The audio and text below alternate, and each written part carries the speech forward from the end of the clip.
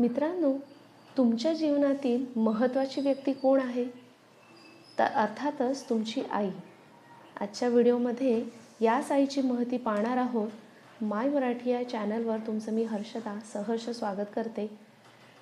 आज आपण नवीन आवृत्ती शिवाई इयत्ता 8वीच्या पाठ्यपुस्तकातील पहिली कविता पाहणार आहोत, मातृवंदना. चला तर मग सुरुवात करूया. सर्वप्रथम आपण प्रस्तावना पाहूया. मराठी साहित्य क्षेत्रातील महान कवी ग दी माडगूळकर यांनी आईची थोरवी या कवितेत गायलेली आहे. तुम्हाला ग दी माडगूळकर यांची आणखीन एक कविता सांगावीशी वाटते, ती म्हणजे आईसारखे दैवत साऱ्या जगतावर नाही, म्हणून श्रीकाराच्या नंतर शिकणे आई. तर अशी ही कविता ग दी माडगूळकरांची आहे आणि या कवितेमध्ये सुद्धा आपल्याला आईची महतीच पाहायची आहे.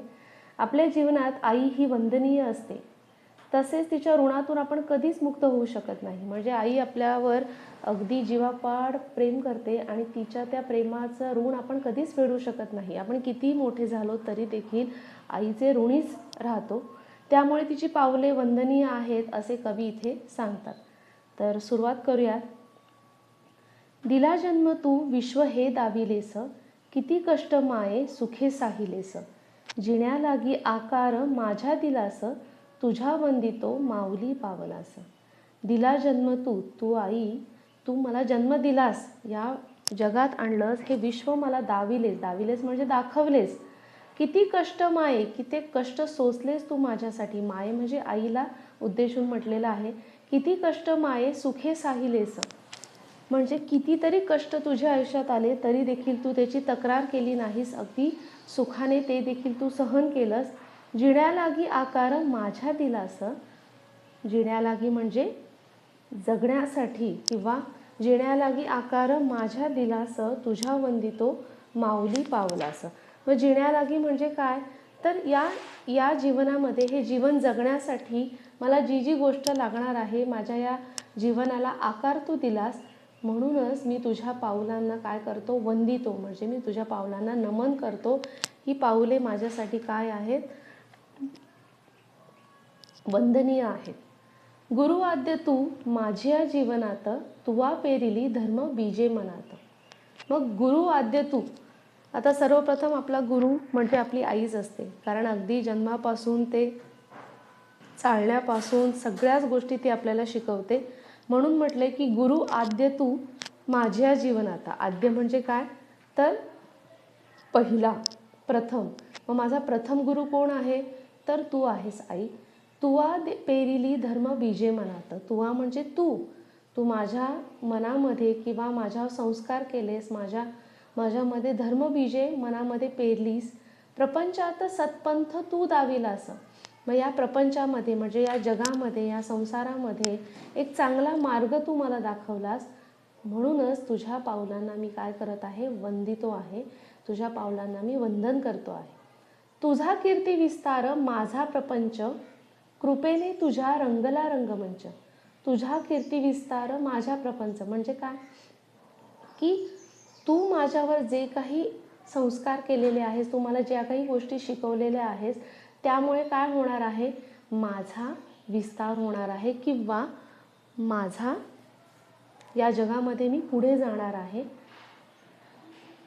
कृपेने तुझ्या रंगला रंगमंच, म्हणजे तुझी कृपा माझ्यावर सतत होते आणि त्यामुळेच हा जो रंगमंच आहे, हा सतत काय होतो, रंगतो. म्हणजेच काय, माझ्या जीवनामध्ये येणाऱ्या प्रत्येक गोष्टीला मी उत्तमरित्या सामोरं जातो. पठे भूमिका पाठ जैसा दिलास. तू मला जसं जसं शिकवलंस, पाठ म्हणजे लेसन, एक धडा, तुम्हाला ज्या ज्या गोष्टी शिकवल्यास तसं तसं मी घडत गेलो, तसा तसा मी घडतो. म्हणूनच तुझ्या पावलांना मी वंदन करतो, तुला मी नमन करतो.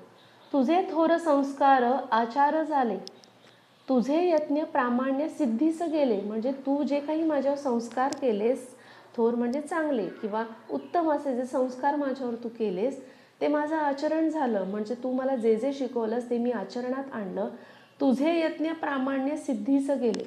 यज्ञ प्रामाण्य म्हणजे तू केलेले जे प्रयत्न आहेत माझ्यासाठी, माझ्यावर जे काही प्रयत्न तू केलेस, संस्कार केलेस, ते सिद्धीस गेले, म्हणजे ते मी तडीस नेले. तुझ्या चिंतने लोभ पावे निरास. म्हणजे काय, तुझा विचार जरी मी केला तरी देखील माझं समाधान होतं, माझ्या प्रत्येक प्रश्नाला उत्तर तुझ्याकडनं मिळतं.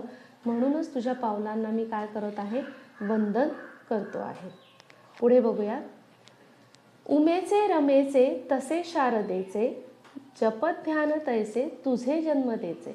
आता इथे उमेचे आणि रमेचे आणि शारदा या तिन्ही आपल्या माता इथे घेतलेल्या आहेत. हे ही उपमा दिलेली आहे त्यांनी, गदी माडगूळकरांनी. उमा म्हणजे कोण, तर उमापती महादेव आपण म्हणतो ना, मग महादेवाची उमा, रमा म्हणजे माधवाची रमा, आणि शारदा.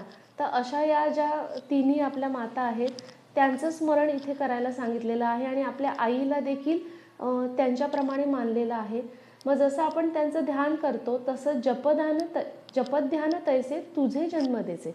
मग जसं या माऊलींना मी हात जोडतो, नमन करतो, तसंच माझ्या आईला देखील, माझी जी जन्मदा आहे, म्हणजे माझी जन्मदात्री आहे, तिचं देखील मी जपत ध्यान करतो, तुझं मनामध्ये मी आचरण करतो. आणि तुझ्या प्रेरणेनेच माझा हा जो प्रवास आहे, माझा जो जन्म आहे किंवा माझा हा सार्थकी लागणार आहे. आणि तुझ्या प्रेरणेनेच माझा हा प्रवास यशस्वी होणार आहे. म्हणूनच मी तुझ्या पावलांना काय करतो, वंदन करतो. असं गदी माडगूळकरांनी आपल्या आईबद्दल किंवा आई आपल्या जीवनामध्ये किती वंदनीय आहे आणि तिचं महत्त्व काय आहे हे या पाठातून या कवितेतून आपल्याला दाखवून दिलेलंच आहे. शब्दार्थ आपण वेळोवेळी प्रत्येक वेळी मी तुम्हाला त्याचा अर्थ सांगितलेलाच आहे. तर आय होप तुम्हाला ही कविता समजली असेल. तर कमेंट करून नक्कीच सांगा. स्वाध्यायाचा व्हिडिओ आपण लवकरच अपलोड करूयात. आणि चॅनलला जर आपण नवीन असाल तर लाईक, शेअर आणि सबस्क्राईब करायला विसरू नका. हसत खेळत अभ्यास करा. धन्यवाद.